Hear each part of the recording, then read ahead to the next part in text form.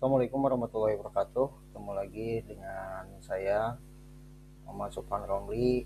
Ini melanjutkan seri HTML. Kemarin kita sudah sampai atribut dan heading ya.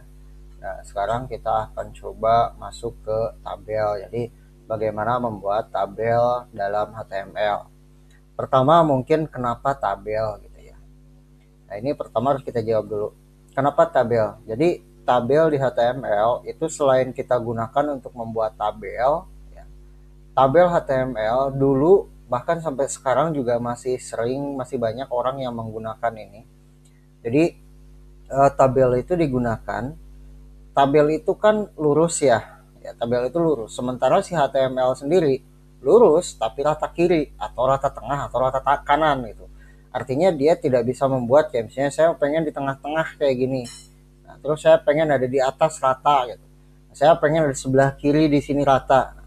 Itu dulu sebelum ditemukan grid pada CSS itu orang ngakalinnya pakai tabel. Ya ngakalinnya pakai tabel karena tabel itu lurus. Nah, kan ini aplikasinya nih. Ini aplikasi untuk mengolah tabel kan. Nah, kalau tabel, kalau misalnya kita bikin polanya kayak tabel-tabel begini, itu kalau misalnya kita bikin sebuah sesuatu di sini, itu kan kita bisa set lurus. Ya kita bisa set lurus. Misalnya gini deh, kita mau bikin misalnya di sini inputan misalnya nama, terus alamat. Nah, kita bisa set supaya titik dua ini sama rata. Ya posisinya ada di sini. Beda dengan kalau misalnya kita pakai teks. Kalau pakai teks, pakai spasi ini yakinlah nggak akan sejajar. Beda, komputer tuh beda sama mesin tik. Kalau mesin tik jarak 10 spasi ya 10 spasi. Kalau misalnya komputer itu beda. Kenapa? Karena lebar hurufnya berbeda. Anda boleh lihat sini lebar huruf A dengan lebar huruf L itu kan berbeda. Maka nantinya, nah ini kita cek nih. Saya pakai spasi misalnya 5 spasi nih. 1, 2, 3, 4, 5, titik 2. Di alamat saya juga pakai 5 spasi. 1, 2, 3, 4 dikurangi dengan ini kan. Nah, ini kan 4 huruf, ini 4 huruf. Tadi 5 dikurangi 2, 3. Ya kan 3 spasi berarti di sini. Tuh 2, 3, titik 2. Nah, ini kan posisinya kalau misalnya kita lihat, tuh ini enggak sejajar. Ya. Ini tidak sejajar. Kalau misalnya oke, saya tambah lagi 1 spasi, enggak sejajar juga. Cara ngakalinnya kita pakai tabel. Kalau pakai tabel kayak gini kita bisa bikin sejajar. Nah, konsep awalnya seperti itu. Jadi dulu orang bikin web juga mengandalkan tabel untuk bukan hanya sekedar membuat kayak misalnya ada tabel biodata kayak gini ya, terus nama, alamat. Ya kalau ini jelas ya bikin tabel yang seperti ini untuk data, laporan segala macam itu jelas. Tetapi di luar itu, ya tabel pada HTML juga digunakan sebagai trik orang untuk membuat halaman webnya supaya lurus, rata. Misalnya nanti tuh kita set sebuah tampilan web itu menjadi tabel, di mana tabel itu ada barisnya, ada kolom kan, ada baris, ada kolom. Baris itu berarti row, kolom itu berarti kolom. Nah, dimana kita bisa set, misalnya di atas nih mau apa nih? Nah, kita tinggal merge aja kan, kita tinggal merge. Misalnya di sini menu gitu. Wah. Gitu. Terus di bawahnya nih mau apa nih? Wah, kita set lagi ini misalnya saya mau segini. Tinggal digedein kan, nanti tinggal dilebarin, diatur height-nya gitu. Atur height-nya, terus ini di merge lagi. Terus di bawahnya apa? Misalnya ini di merge lagi, ini hapus dulu. Ini di merge lagi, terus saya mau di sini footer nih. Wah, ini saya di dalamnya nih mau ada tabel lagi, ya udah isi tabel lagi gitu. Cuman kalau ini kan bukan web ya, jadi dia terbatas, nggak bisa bikin tabel lagi di dalam sini. Kalau misalnya aplikasi ini, nah di web itu memungkinkan ada tabel di dalam tabel. Jadi untuk bikin saya mau tulisannya di tengah-tengah deh. Nah ini kan tinggal bikin tabel aja gitu. Ini tinggal bikin tabel aja, atau misalnya saya mau setnya kayak gini, ini tinggal dikecilin aja. Nah, ini digedein gitu. Nah, jadi seolah-olah ini lepasin dulu ininya. Jadi kontennya nanti akan berada di tengah-tengah di sini. Tuh, tengah-tengah seperti ini. Sebelah sininya misalnya mau diisi iklan gitu, tinggal tambah apa gitu. Nah, tabel-tabel lagi. Ini apa lagi, tabel-tabel lagi gitu. Jadi fungsi tabel bukan hanya sekedar untuk membuat tabel kalau pada PHP, tetapi juga untuk tampilannya. Nah, sekarang gimana caranya kita bikin tabel di HTML? Oke, nah, tabel tadi di awal saya sudah sempat singgung sedikit. Tabel itu kan ada barisnya, ada kolom, ya. Ya mungkin di sini saya buka aplikasi dulu ya, supaya penjelasannya lebih informatif nantinya. Oke, set tabel. Nah, ini kan tabel. Di dalam tabel itu ada baris. Ya, di dalam tabel ada baris. Di dalam baris itu ada kolom-kolom. Jadi hierarkinya kan seperti ini ya. Ada tabel, terus ada baris. Di dalam baris ada kolom-kolomnya. Ya, kata kuncinya ada di sini nih. Kata kuncinya ada di sini. Nah, tabel, kemudian bahasa PHP-nya, salah mencet. Bahasa PHP tuh jadi salah tuh. Bahasa HTML-nya, tabel ini adalah table.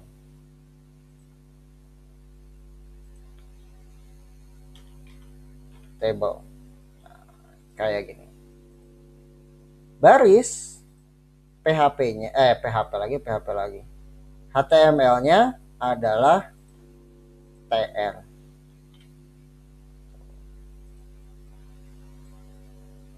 Kolom, pindahin bawah sedikit. Kolom HTML-nya adalah tes TD. Kata kuncinya ini. Jadi di dalam tabel itu ada baris, di dalam baris ada kolom. Jadi hierarkinya seperti ini. Table, TR, TD. Ini hierarkinya. Jadi kalau misalnya mau tambah baris lagi, berarti posisinya baris tuh harus sejajar dengan ini.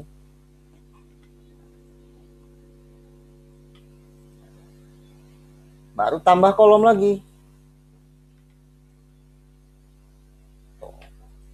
Berarti ini ada satu tabel, dua baris.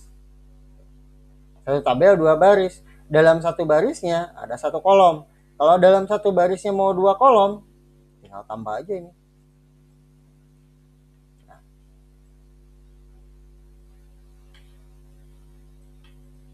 Gitu. Oke, sampai sini paham ya konsepnya seperti apa gitu. Jadi ini saya kembalikan lagi, saya hapus dulu. Nah. Jadi sekali lagi, di dalam tabel itu ada baris, di dalam baris ada kolom. Kalau misalnya mau tambah baris lagi, selesaikan dulu kolomnya, baru bikin baris lagi. Nah, itu kunci yang pertama. Ya, kunci yang pertama. Jadi hierarkinya ada table, TR, TD. Itu hierarkinya. Kunci yang kedua, ingat HTML itu hypertext markup. Nah, penanda, di mana penanda ini ada awal, ada akhir. Ya, penandanya ada awal, ada akhir. Kemarin juga sempat disinggung-singgung. Kalau akhirnya itu cukup kita tambahin garis miring.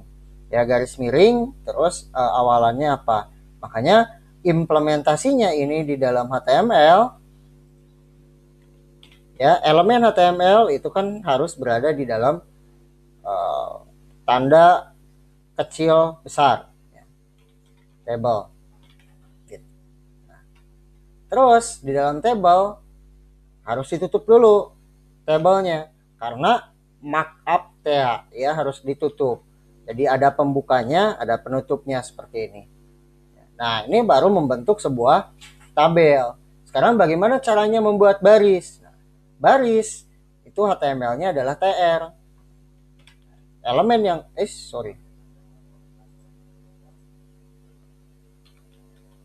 Elemen yang digunakan adalah TR. Satu baris berarti TR-nya ditutup dulu. Slash TR. Ini menandakan satu baris. Kalau dua baris, tambah lagi TR-nya. Nah, di dalam baris itu pasti ada kolom. Berarti kita kolomnya adalah TD. Kita tutup lagi TD. Berarti sintak ini menunjukkan bahwa ada sebuah tabel, di mana tabelnya terdiri dari satu baris, di mana dalam satu baris itu terdapat satu kolom. Kalau dua kolom, tinggal di copy aja. Ini menunjukkan bahwa ada dua kolom di dalamnya. Kalau misalnya dua baris, ini tinggal di copy aja. Dua baris mah. Dua baris. Mana? Nanti dua baris. Tiga baris, tinggal copy lagi, paste lagi aja. Empat baris, paste lagi aja. Sekarang kita coba ya, misalnya kolom yang pertama isinya apa? Nah, kolom yang pertama di baris pertama. Jadi kolom pertama, baris pertama, A1, itu isinya apa? Misalnya nama, alamat, gitu ya. Dua, kan dua. Berarti di sini, ini menunjukkan kolom yang pertama, ini kolom yang kedua, pada baris yang pertama. Nama, alamat. Nah, ini yang kedua, ketiga, keempatnya gimana? Terserah, mau isi apa? Itu. Ini tinggal isi aja di tengah-tengahnya ini. Ya, kita coba ini ya, kita eksekusi. Kita copy, kita masukin ke ya 3 school aja deh. Cepet.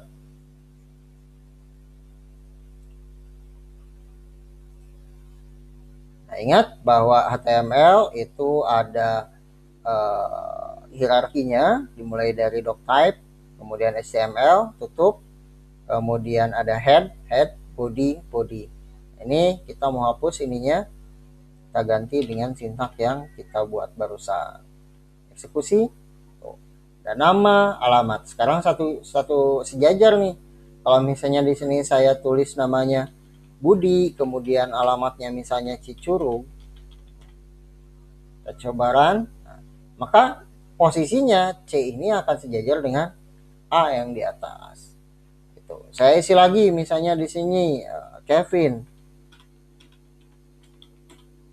alamatnya misalnya Jakarta,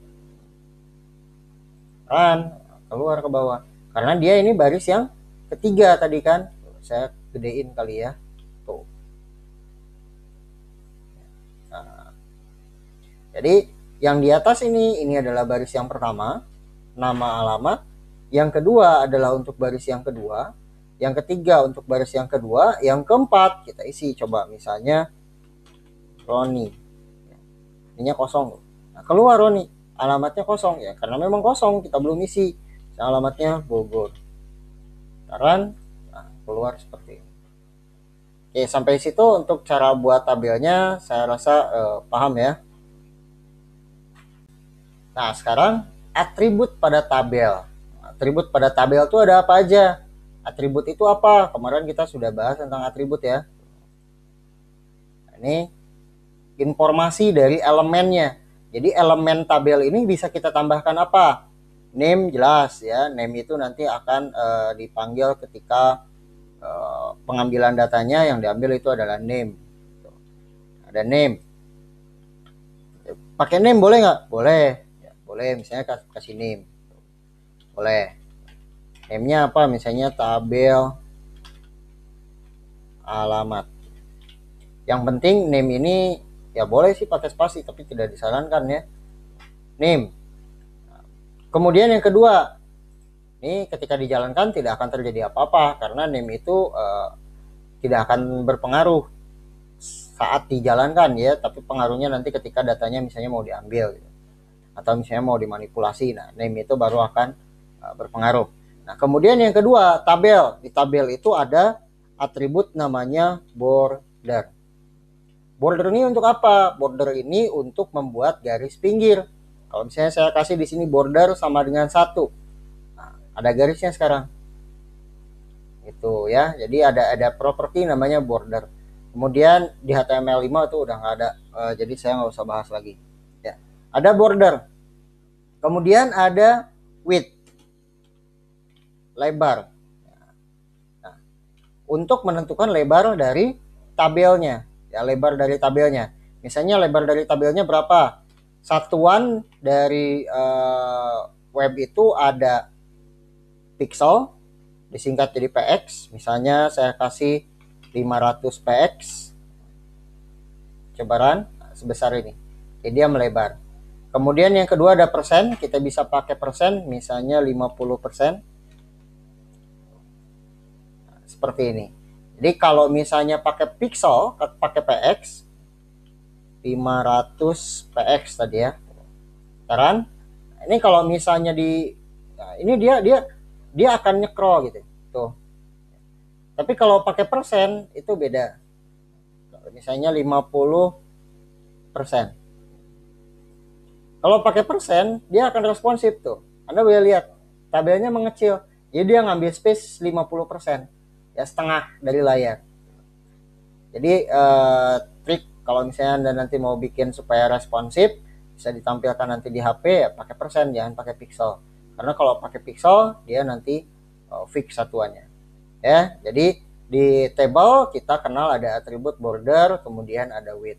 Nah, di TR ada apa? TR orang jarang di sini pakai atribut TR.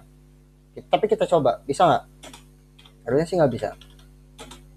Paling height, kemudian ada height ya. Height itu untuk tinggi. Sama kita bisa pakai persen, kita bisa pakai pixel juga. Kita coba aja. Misalnya 30 pixel. Rasa-rasanya tidak akan terjadi apa-apa gitu. Karena TR itu cuma untuk bikin baris aja. Jadi kalau misalnya propertinya atau atributnya itu lebih di TD-nya, lebih di kolomnya. Pengaturannya ada di kolomnya. Ya, misalnya kita mau ngatur lebar, kita pakai width. Misalnya ini kan space-nya 50%. Jadi kita ngambil misalnya untuk nama misalnya kita ambil 30%. Coba run. Oh. Ya. Tuh. Gitu. Nah, untuk alamatnya misalnya karena ini cuma 2, dia pasti 100% gitu. Kalau 2 nggak perlu, kecuali kalau misalnya kita pakai 3 gitu. TD misalnya apalagi kecamatan lah.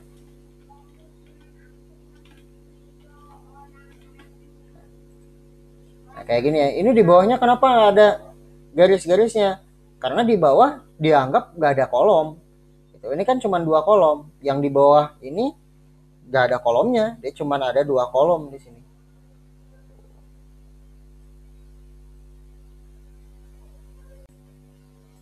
Oke, lanjut lagi.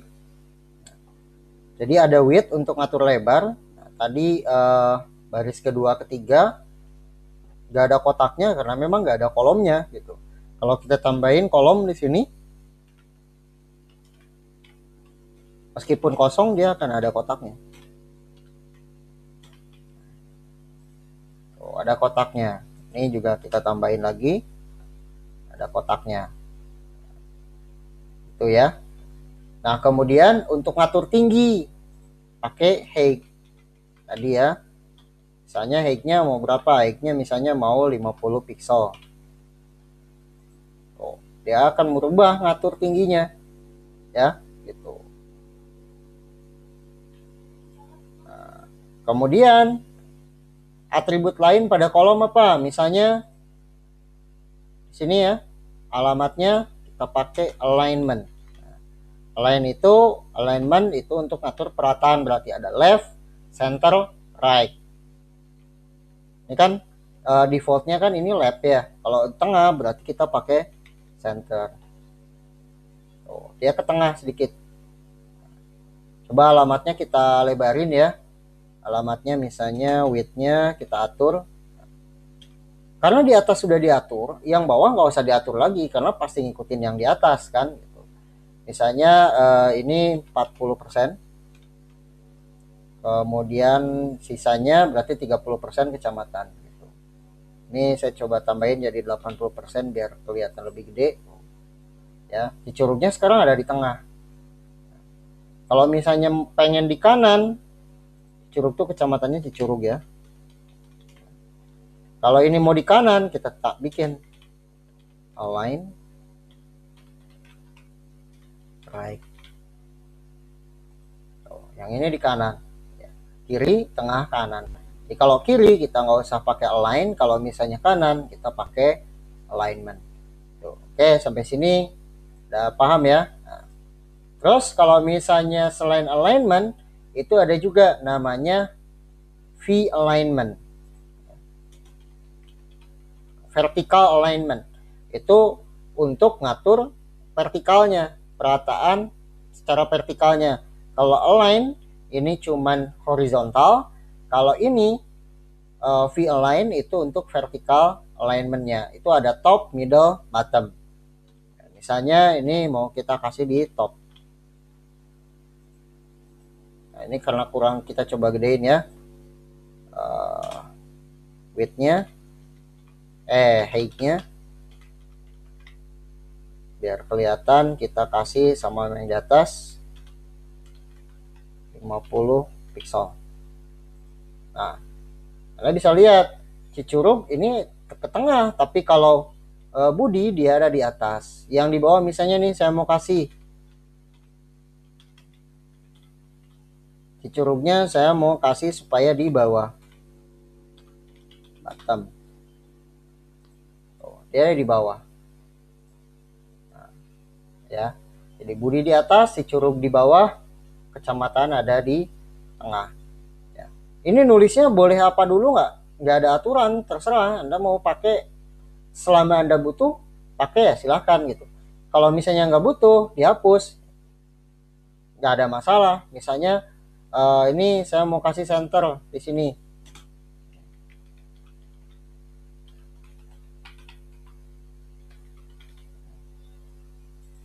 Tuh, bisa. Jadi Anda mau, kalau yang di sini kan V align dulu, kalau yang di bawah align dulu, nggak ada masalah. Ya nggak ada masalah. Pokoknya selama Anda butuh silahkan pakai gitu aja. Ya sesuai dengan kebutuhan untuk penggunaannya. Oke, itu ya. Nah, terus ini saya coba hapus-hapus dulu yang ininya supaya nggak. Nah, sini aja ya tuh kayak gini. Terus ini misalnya saya mau gabung. Kalau di sini tadi kan ada merge ya untuk menggabungkan, ada merge untuk menggabungkan. Nah, kalau di HTML untuk nge-merge perintahnya apa? Untuk merge. Nah, ini kan kosong nih. Jadi kita mau kasih merge aja di sini nih. Jadi ini kita hapus. Jadi baris kedua di sini. Cara nge-merge-nya gimana? Jadi ada kolom bisa di merge kayak gini kan? Mana? Nah, kayak gini ini kolom, ini baris di merge. Kalau kolom namanya call span. Berapa kolom yang mau digabung? Misalnya 2 kolom. Tuh, 2 kolom digabung sama dia. Kalau tinggi berarti row span. Kalau tinggi. Misalnya di sini pakai row span, tapi ini pasti berantakan nih tampilannya. Tuh, kan nggak tampil apa-apa. Karena kenapa? Karena kalau row span berarti kalau pakai call span kita bisa lihat nih, ini TD-nya ada 3 kan, yang di bawah TD-nya cuma ada 2. Itu kalau pakai call span. Tapi kalau row span itu beda lagi. Kita harus bikin lagi satu tabel lagi nih kalau misalnya pakai row span nih. Misalnya ini deh. Ya nama mau kita ke bawah ini sama Budi. Berarti di sini kita pakai row span sama dengan berapa banyak yang mau digabung, misalnya 2. Nah, Kalau ini digabung otomatis bodinya harus dihilangkan kan. Jadi bodinya harus dihapus. Baru dia jalan. Nah, kayak gini.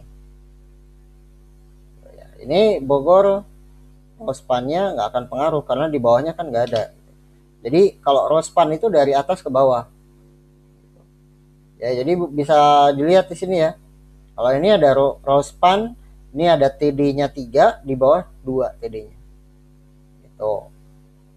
Oke ya, sampai situ aja mungkin untuk table dan atribut-atributnya. Tinggal dikembangkan aja sesuai kebutuhan maunya seperti apa. Makanya kenapa kalau kita mau membangun sebuah aplikasi, interface-nya setidaknya kita ada gambaran dulu, kita gambarkan kayak misalnya sini kita gambarkan dulu mau seperti apa gitu ya. Cara mudah menggambarkannya tuh nggak usah pakai aplikasi yang macam-macam, pakai Excel supaya nanti kita bisa memprediksi oh kita butuh berapa tabel gitu supaya rata. Itu aja mungkin untuk table ini. Assalamualaikum warahmatullahi wabarakatuh.